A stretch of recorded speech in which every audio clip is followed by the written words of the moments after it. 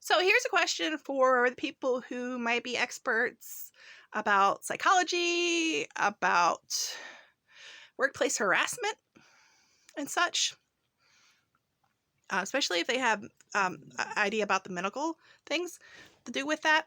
Now, if you are harassed and bullied at your place of work to the point that you're having problems with your blood pressure going up, that you are having problems suddenly maybe having anxiety because you're being forced to work with the people and being constantly put in situations that are causing anxiety, that are causing problems with your blood pressure, that are causing problems maybe with even, other symptoms like dehydration, with headaches, and other physical manifestations that only happen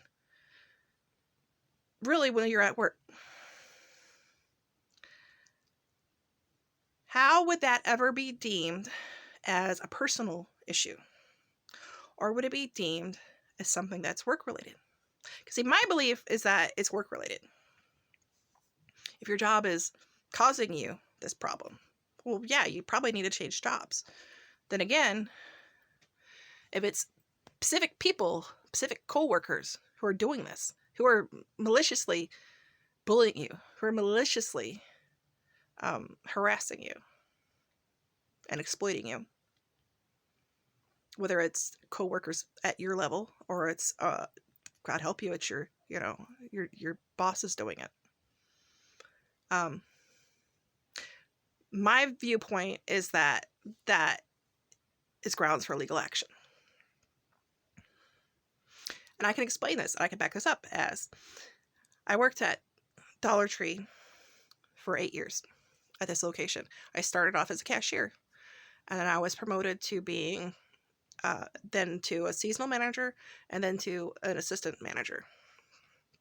And during this time, they had people working off the clock the entire time. I've seen that within 2 weeks. There would be people working off the clock who were managers.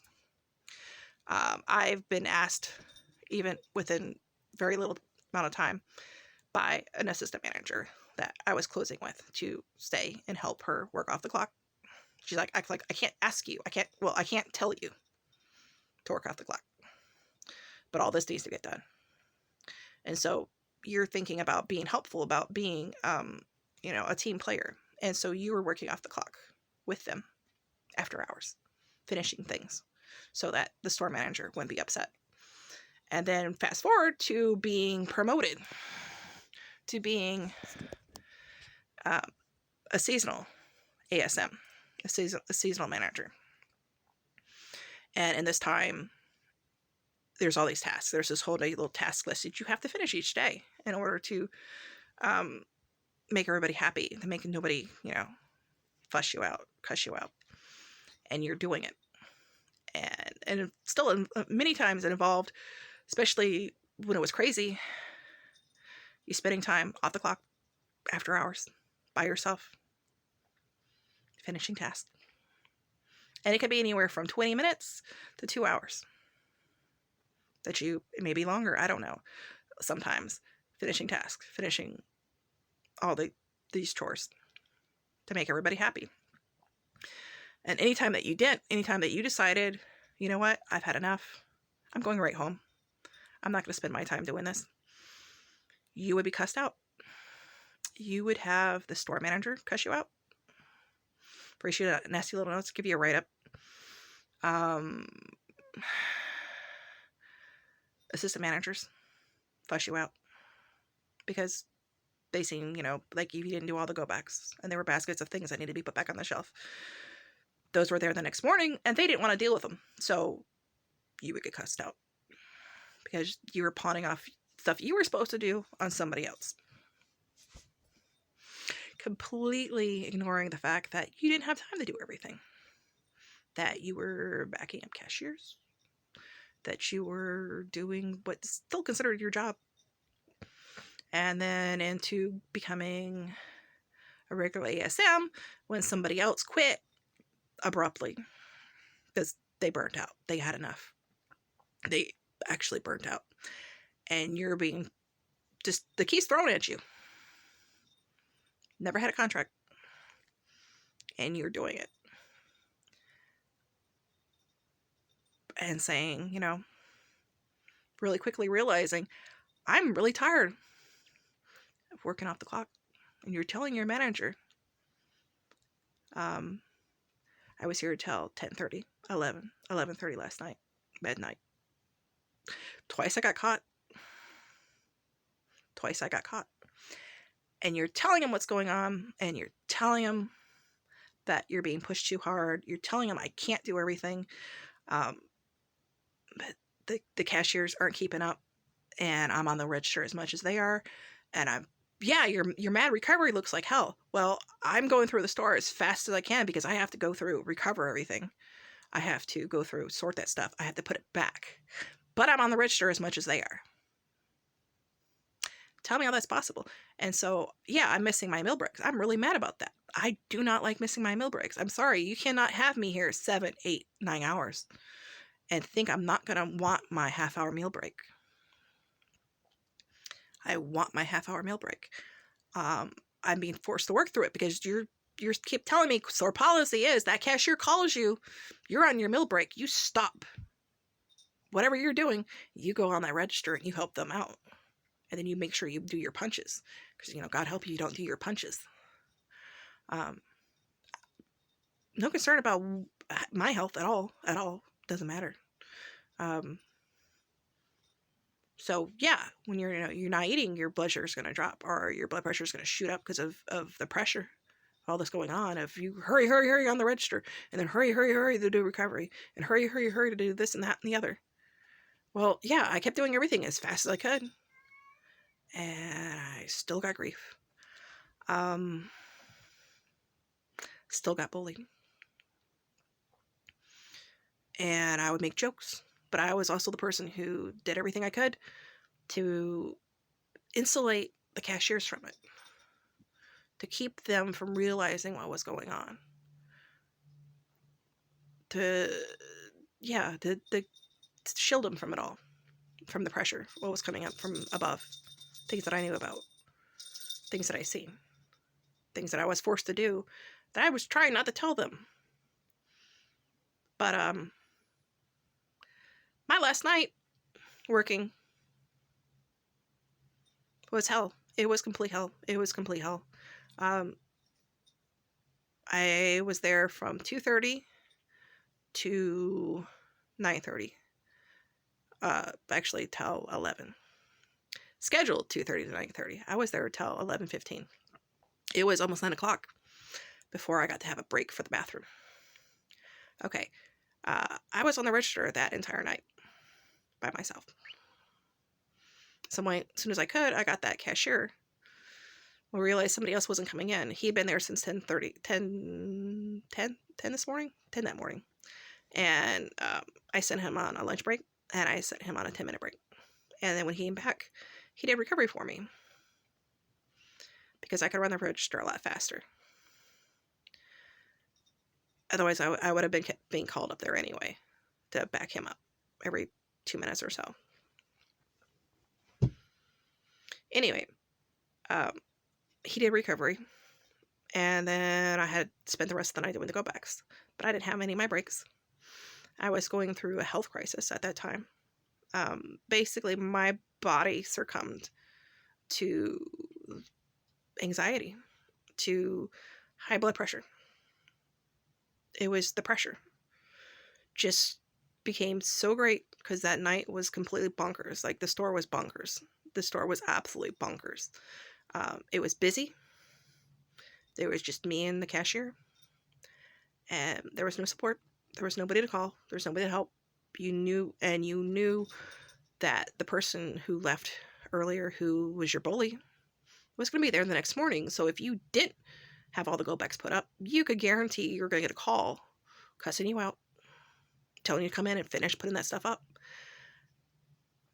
And so when I went to sleep after I got home, I took my phone and I put it on, what is that called? It's the Do Not Disturb. I put it on Do Not Disturb so that I could sleep. And when I got up around, 12 o'clock or so in the afternoon, 11 in the morning maybe, I don't know when I got up. But when I became conscious, I still wasn't feeling good. and you're looking at your messages and you can see the texts that were being sent, and you could see, you could hear the voicemails asking me, actually telling me I need to come in. And all you're thinking about is how you feel, that you take a monitor thing and you're looking at it and your blood pressure is still high. You still feel dehydrated from the night before. You still don't feel you don't feel well still.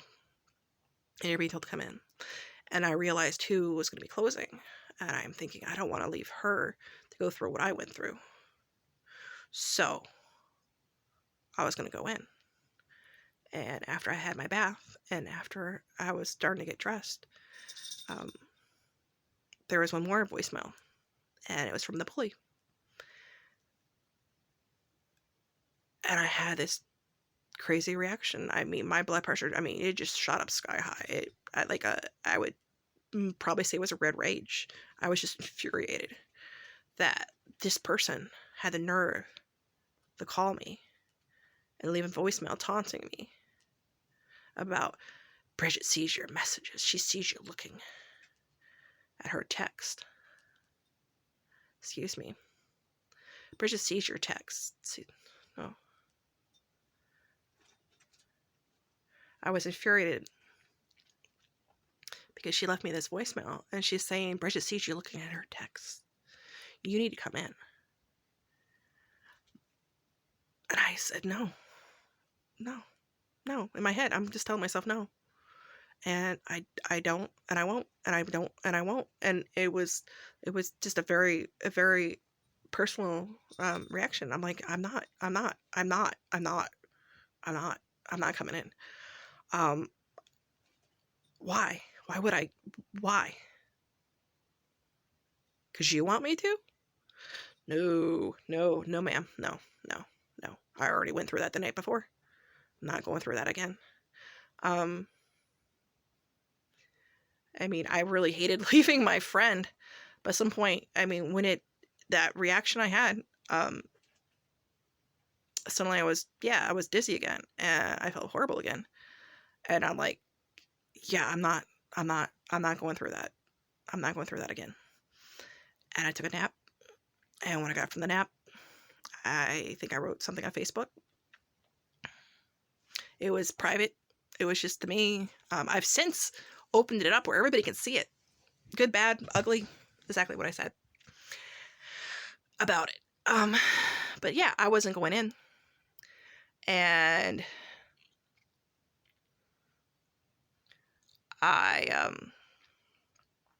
before that, earlier, I had sent out a text to my friend joking.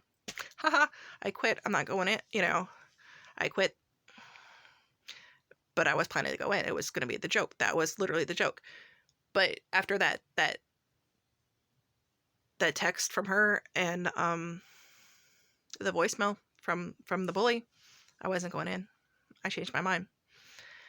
And after the nap, I sent the second text that day. And the second text was to the district manager, who's now the regional manager, and I'm telling her exactly what's going on. I'm telling her about the bullying, about the gaslighting, about how horrible I've been treated, about missing my breaks, about being told to work off the clock, and all this bullying stuff going on. She tells me, I don't know, it was that night. I didn't even see the text until the next day, telling, where she's telling me back again to write a statement that nobody's supposed to work off the clock. And I'm like, cool, I'm going to write a statement because I'm not supposed to work again until Monday. So I have the whole day Sunday to work on this statement. And I make two versions of the statement. One version was what I gave Dollar Tree. And it was literally a minor edit of the original. The original one, I'm telling pretty much everything verbatim. And so in the one that I give Dollar Tree, I edit out the part where I'm talking about working off the clock. After hours anyway. That's the part I edit out. I make sure they know about the bullying. They know about the working through my breaks. Other people having worked off the clock. I only edit out the part that would be what would be considered getting you fired for, you working off the clock after hours, especially by yourself. That was the only thing that I removed. Otherwise, they're identical. They're identical about you asking your manager for help and they're telling you to just deal with it yourself. You're in charge, you deal with it. Okay, so when I'm in charge, when I deal with it, you turn around and then slap me down for, I don't think you handle that right. Well, either I handle it or I don't handle it. You keep telling me if I don't handle it, then I'm wrong. And when I do handle it, I'm wrong. We were talking about situations with cashiers who aren't coming in or not doing their job. Or I'm fighting ones that are doing their job wrong. And you're asking, saying, hey, you made it so I can't discipline anybody. But then you're telling me that I'm supposed to deal with them. Never, anything I ever did was always wrong. So, yeah, that last night, a reaction I've never had in my life, a feeling I've never had in my life. I've never had it where it felt like everything was going wrong at the same time. Everything was going wrong at the same time. That my blood pressure, I assume, was shooting up. I mean, when you consider how I felt, that probably my blood sugar was dropping, because sometimes they do happen in, like, together. Maybe my blood sugar wasn't dropping. I don't know. But I can tell you by that feeling that my blood pressure had to be high, because it was high the next day. And after sleeping, it was still high. That I was still dehydrated. And yeah, I had anxiety. But then again, if your blood pressure shoots up, you have anxiety, or the anxiety makes your blood pressure shoot up. Doesn't matter which order you put it in. It's still the body's reaction to stress. It's still the body's reaction to stress. That's not a blame thing. It's a body's reaction to stress. Those aren't mental conditions. High blood pressure is not a mental condition. It's a physical reaction to stress. Things that were being done to you, those are all exterior things, outside of your body, outside of your mind. It was just manifesting in my health. So, I mean, I'm not responsible for how things manifest in my health. So however they think that I did it, that yeah, you quit. No, you quit. Well, you quit. So we don't owe you anything. You quit. And I kept saying, no, I didn't quit. I kept fighting it. I didn't quit. And you keep telling me something otherwise.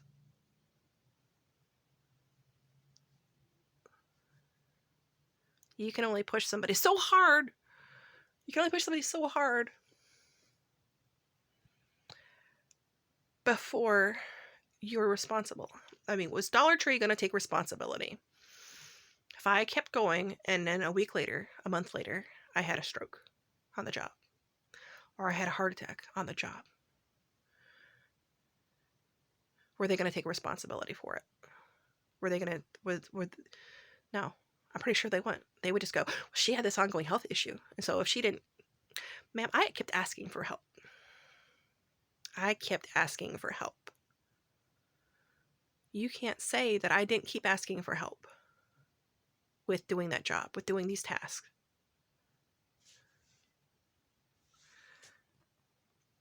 That I wasn't telling people, I say it's taking a physical toll on me. Just in the headaches, or just in, getting the shakes when your blood sugar's dropping.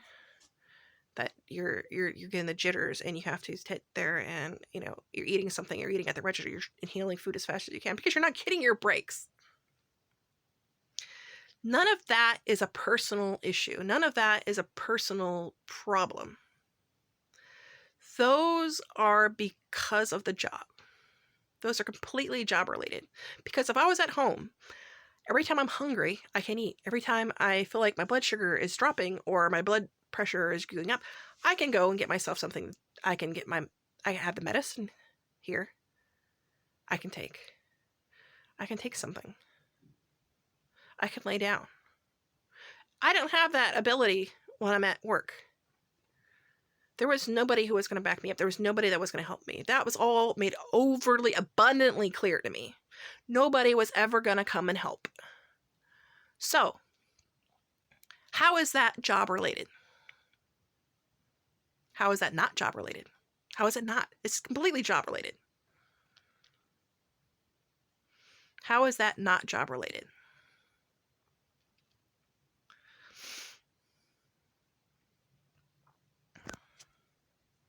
Nobody's job should cause their death. Nobody's job should cause them health problems. Certainly not retail. No.